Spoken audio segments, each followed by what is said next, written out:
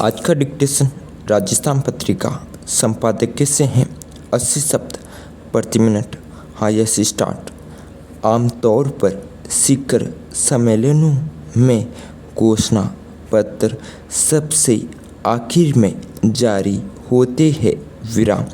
नई दिल्ली में G20 शिखर सम्मेलन के पहले ही दिन सभी देशों की सहमति से साझा घोषणा पत्र जारी होना इस दिशा में काफ़ी अहम कहा जा सकता है।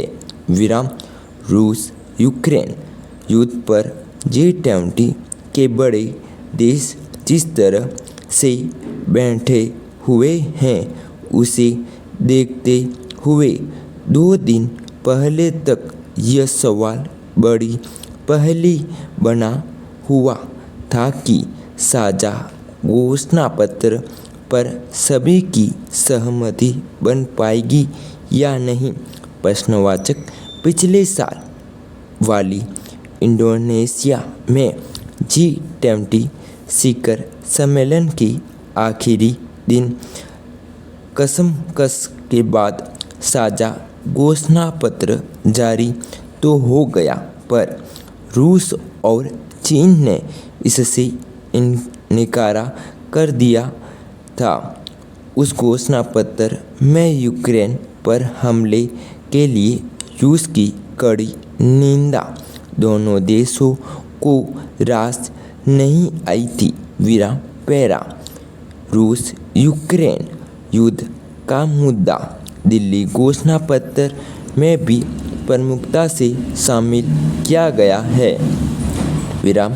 हाँ, इसकी भाषा ऐसी रखी गई कि न रूस की सहमति में दिक्कत आई और न ही चीन में कोई अड़ंगा लगाया। विराम। यह घोषणा पत्र भारत की ऐसी कूटनीतिक जीत है जिसकी गूंज अंतर्राष्ट्रीय मंचों पर दूर तक और देर तक सुनी जाएगी। विराम। इस कूटनीतिक जीत का श्रेय प्रधानमंत्री नरेंद्र मोदी और हमारी विदेश नीति के चाणक्यों की टीम को जाता है।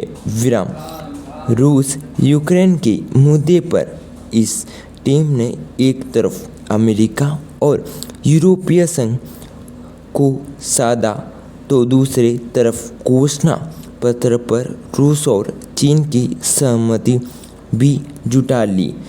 विराम। रूस यूक्रेन युद्ध पर भारत ने शुरू से तटस्थ रुख रखा। विराम।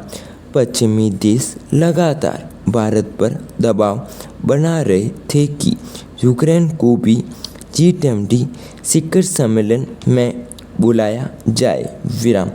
भारत ने दबाव से बचकर जो रणनीति अपनाई उससे भी रूस और चीन की सहमति की राय आसान हो गई। विराम। सम्मेलन की यह भी बड़ी उपलब्धि है कि G20 के सभी देश भारत की इस अवधारणा से सहमत है कि 21वीं सदी शांति और वैश्विक समुदाय के समग्र विकास का युग है। विराम। दुनिया को एक परिवार के रूप में एकजुट होना चाहिए। विराम। इसलिए दिल्ली घोषणा पत्र में प्रधानमंत्री नरेंद्र मोदी के संदेश यह समय युद्ध का नहीं है को भी शामिल किया गया। विराम। पैरा।